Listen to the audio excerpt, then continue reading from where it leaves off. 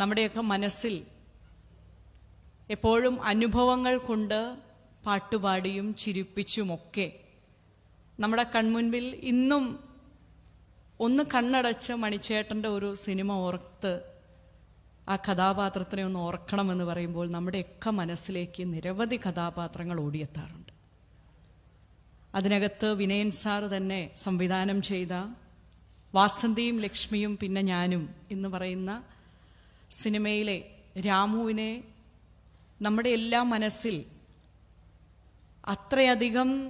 ആഴ്ന്നിറങ്ങിയ ഒരു കഥാപാത്രമായി വിനയൻ സാറ് നായക സങ്കല്പങ്ങളെ മാറ്റിമറിച്ചുകൊണ്ട് മണിച്ചേട്ടന് നൽകിയിരിക്കുന്ന ഒരു മുഖം,